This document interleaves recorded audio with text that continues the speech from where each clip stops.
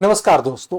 हमारे देश में शेख हसीना को शरण दी गई। यहाँ पर प्रश्न यह भी उठता है कि शेख हसीना भारत के अलावे कहीं और भी तो जा सकती थी, क्यों भारत में ही आई और भारत ने क्यों शरण दी? क्या भारत इनकार नहीं कर सकता था?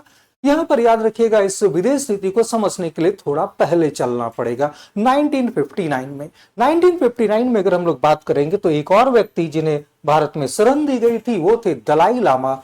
यहाँ पर याद रखिएगा, तिब्बत के वो 14वें धर्मगुरु हैं और 1959 से वह भारत में ही निर्वासित जीवन व्यतीत कर रहे हैं। यहाँ तक कि धर्मतला में एक निर्वासित तिब्बती सरकार के भी वो मुखिया हैं। यहाँ पर इस चीज को ध्यान देने योग्य बात है कि भारत की यह नीति न सिर्फ 2024 में है बल्कि 1959 में भी यही थी। लेकिन अगर उससे पहले भी मैं बात करूं तो रामायण काल में भी अगर देखेंगे तो रामायण काल में श्री राम ने विभीषण को शरण दी थी और विभीषण का राजा घोषित किया था। इसी प्रकार का दूसरा एग्जाम्पल फिर से रामायण काल से ही है, जब सुग्रीव को भगवान राम ने शरण दी और कह सकते हैं कि उसको फिर से उसके राज्य की स्थापना की।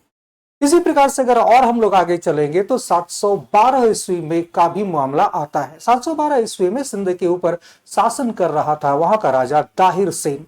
दाहिर सेन याद रखिएगा, वह कुछ लोगों को शरण देता है, जबकि अरबों की तरफ से यह मांग की गई कि वो लोग जो शरण पाए हुए हैं सिंध में उन्हें सौंप दिया जाए, अन्यथा आक्रमण के लिए तैयार रहें। तो यहां पर याद रखिएगा, सिंध के राजा दाहिर सेन ने उन लोगों को देने से इनकार कर दिया। नतीजा जब अरबों का आक्रमण हुआ 712 ईस्वी में मोहम्मद बिन कासिम के नेतृत्व में, तो पूरी तरह से सिंध तबाह हो गया, बर्बाद हो गया।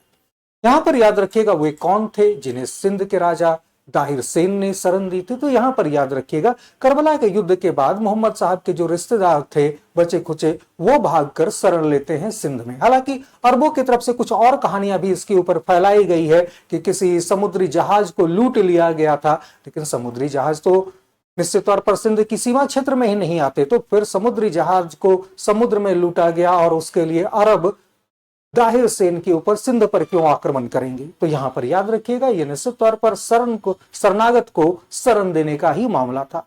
तो यहां पर याद रखिएगा, हमारे देश की नीति रही है शरणागत को शरण देना। अब इस चक्कर में 1959 में जब हम लोगों ने शरणागत दलाई लामा को शरण दी, तो यहां पर याद रखिएगा 1962 के युद्ध को भी हम लोगों ने स्वीकार किया और हम लोगों ने अपने नेपा और लद्दाख 2 क्षेत्र गंवाए। लेकिन समय आ गया है कि अब इन सारी चीजों के ऊपर, चूंकि शरणागत की रक्षा करना हमारा धर्म है, तो शरणागत को उसका अधिकार दिलाना भी हमारा दूसरा धर्म है। जिस प्रकार से श्री राम ने लंकेश घोषित किया था विभीषण को, सुग्रीव को किष्किंधा का राज दिया था, उसी प्रकार से अब समय आ गया है कि न सिर्फ दलाई लामा को उनका तिब्बत का राज लौटाया जाए, बल्कि शेख हसीना को भी, जो कि निर्वासित सरकार में है, निश्चित तौर पर इनको भी वहां पर मदद की जाए, क्योंकि वर्तमान जो सरकार आई है वह पूरे के पूरे बांग्लादेश को कांगला देश बनाने में लगी हुई है। क्योंकि जिस प्रकार से स्थितियां चल रही है, 1-2 साल के अंतर्गत ही पूरा का पूरा मैन्युफैक्चरिंग वहां का बर्बाद हो जाएगा। इसके अलावा अगर बात करेंगे, वह भी पाकिस्तान की तरह कटोरे लेकर बैठ जाएगा। चलिए मिलते हैं अगले वीडियो में। Thank you.